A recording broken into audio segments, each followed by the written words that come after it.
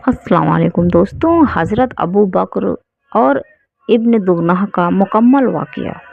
किस तरह से इब्न दुगना ने हज़रत अबू बकर को जशा की तरफ जाने से मना फरमाया और कैसे मना किया, ये मुकम्मल वाक़या आपको मैं बताती हूँ। और दोस्तों, इससे पहले कि मेरी वीडियो अगर आपको अच्छी लगे तो मेरे चैनल को सब्सक्राइब करें, मेरी वीडियोस को लाइक शेयर एंड कमेंट्स करिए। चलिए वाक़या शुरू करते हैं कि हज़रत अबू बकर सिद्दीक़ रज़ियल्लाहु ताला अन्हु ने भी जसा की तरफ हिजरत की, मगर जब आप मकाम बुर्क़ अल गमाद में पहुँचे तो कबीला कराह का सरदार मालिक बिन दोगना रास्ते में मिला आपको और दरियाफ्त किया कि क्यों आए अबू बकर, कहाँ चले।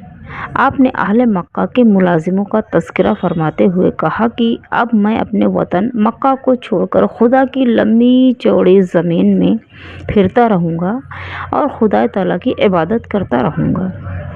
इब्न दुगना ने कहा कि आए अबू बकर, आप जैसा आदमी ना शहर से निकल सकता है और ना कोई निकाला जा सकता है, ना निकाल सकता है।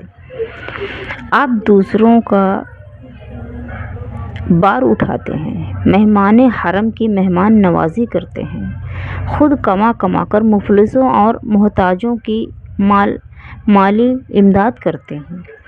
हक़ के कामों में सबसे ऊपर हैं आप, सबकी मदद और इनायत करते हैं। आप मेरे साथ मक्का वापस चलिए, मैं आपको अपनी पनाह में लेता हूँ। इब्न दुगना आपको ज़बरदस्ती मक्का वापस लाया और तमाम कुफ़ार मक्का से कह दिया कि मैंने अबू बकर को अपनी पनाह में ले लिया है, लिहाजा ख़बरदार कोई इनको ना सताए। कुफ़ार मक्का ने कहा कि हमको इस शर्त पर मंजूर है कि अबू बकर अपने घर के अंदर छुप कर कुरान पढ़ेंगे ताकि हमारी औरतों और बच्चों के कान में कुरान की आवाज़ ना पहुँचे। अस्तग़फिरुल्लाह।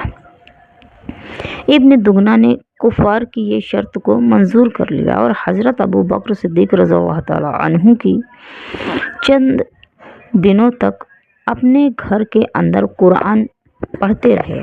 मगर हज़रत अबू बकर रज़ियल्लाहु ताला अन्हु के जज्बे इस्लामी जज्बा और जोश ईमानी ने ये गवारा नहीं किया दोस्तों कि माबूदान बातिलात व उज़्ज़ई की इबादत तो अलल ऐलान हो, यानी कि अल्लाह की इबादत अलल ऐलान सबके सामने होना चाहिए और माबूद हक़ पर अल्लाह ताला की इबादत घर के अंदर छुप कर की जाए। चुनांचे आपने घर के बाहर अपने सहन में एक मस्जिद बना ली और उस मस्जिद में अलल ऐलान नमाज़ों में बुलंद आवाज़ से कुरान पढ़ने लगे आप।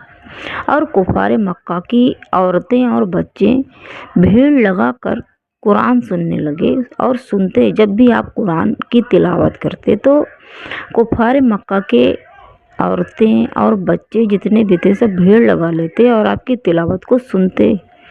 ये मंज़र देखकर कुफ़ार मक्का ने इब्न दुगना को मक्का बुलाया और शिकायत की कि अबू बकर घर के बाहर कुरान पढ़ते हैं, जिसको सुनने के लिए उनके इर्द गिर्द हमारी औरतें और हमारे बच्चे का मेला लग जाता है। इससे हमको बड़ी तकलीफ़ होती है, लिहाजा तुम उनसे कह दो या तो घर में कुरान पढ़ें, वरना तुम अपनी पनाह की ज़िम्मेदारी से दस्तबराद हो जाओ। यानी कि तुमने जो उनको अपनी पनाह में लिया है वो अपनी पनाह से हट जाओ तुम। चुनांचे इब्न दुगना ने हज़रत अबू बकर सिद्दीक़ रज़ियल्लाहु ताला अन्हु से कहा कि ऐ अबू बकर, आप घर के अंदर छुप कर कुरान पढ़ें, वरना मैं अपनी पनाह से किनारा कस कर लूँगा, यानी कि किनारे हो जाऊँगा और तुमको तन्हा छोड़ दूँगा। इसके बाद कुफ़ार मक्का आपको सताएंगे तो मैं इसका ज़िम्मेदार नहीं होऊंगा। ये सुनकर हज़रत अबू बकर सिद्दीक़ रज़ियल्लाहु ताला अन्हु कहने लगे कि आपने फरमाया कि ऐ इब्न दुगना, तुम अपनी पनाह की ज़िम्मेदारी से अलग हो जाओ। मुझे अल्लाह ताला की पनाह काफ़ी है और मैं اس کی مرضی پر راضی ہوں، بارضا ہوں۔ دیکھیے اب سوچئے دوستوں کہ حضرت ابو بکر صدیق رضی اللہ تعالیٰ عنہ کو جب قرآن آپ اندر تلاوت کرتے، اندر پڑھتے، آپ کے دل نے یہ گوارا نہیں کیا، اور اللہ کی محبت نے، ان کے رسول کی محبت نے آپ کو ایسا جوش مارا کہ آپ نے اپنے گھر کے صحن میں ہی مسجد بنا لیا اور با آواز آپ قرآن کی تلاوت کرنے لگی۔